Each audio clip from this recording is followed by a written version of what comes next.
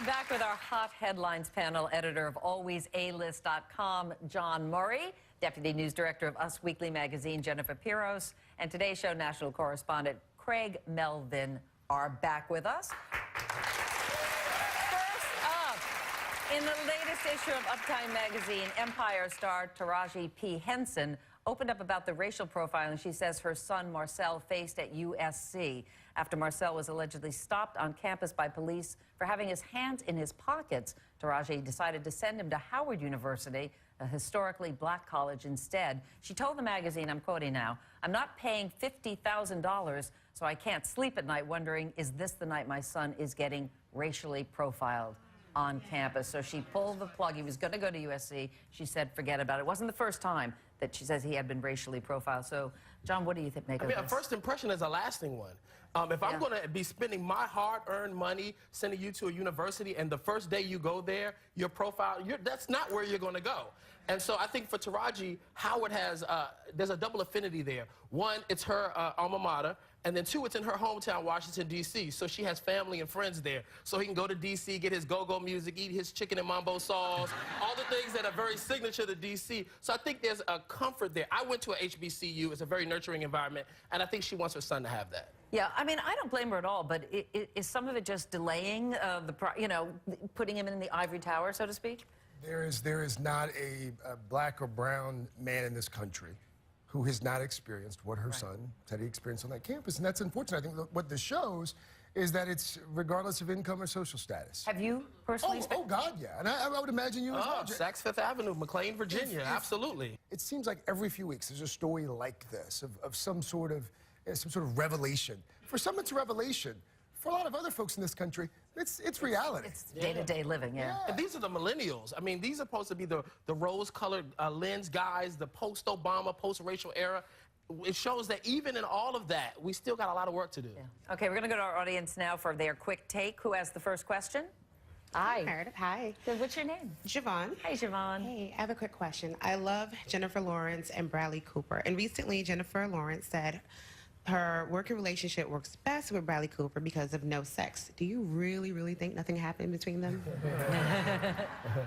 Actually, working at Us Weekly for years, like sources, even before they started filming Silver Linings Playbook, people are like, are they hooking up? Are they actually, doing it?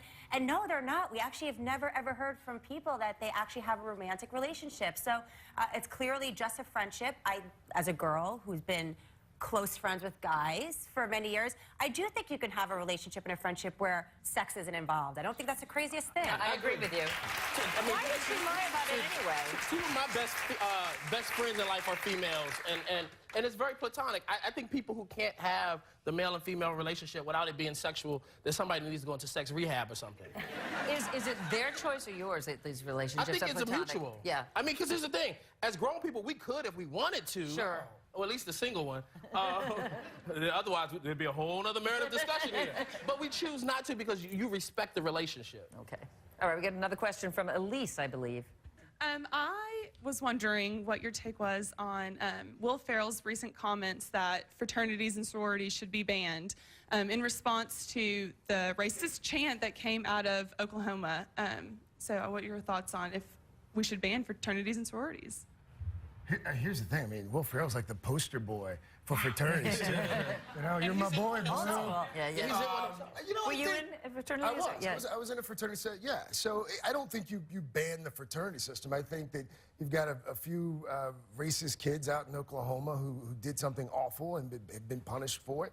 I don't think you throw the baby out with the bathwater. Some of my best friends to this day are fraternity brothers, or guys from the fraternity. And there are a lot of fraternities in this country that do a great deal of philanthropic work. They've done a lot of good, but there have been a lot of deaths and things along the way as well. We can't disregard that. There have been major lawsuits. I mean, there are campuses that have banned them.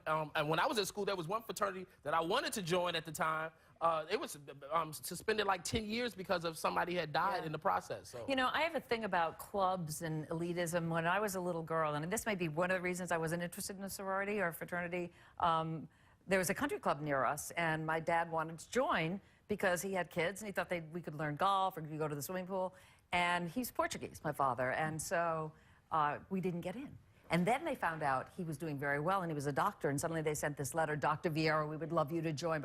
So he sent them back a letter in broken English, like, I no speaky, I from Azor.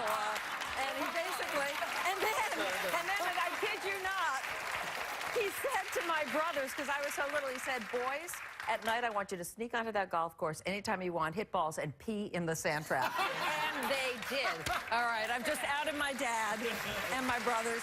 Our thanks to John Murray, Jennifer Peros, and Craig Melvin. We will be right back.